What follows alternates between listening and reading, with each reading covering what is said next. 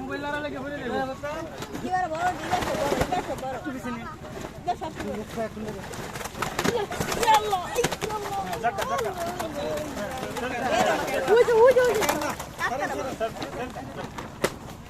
আপনি কি বড় ভাই শিকারী?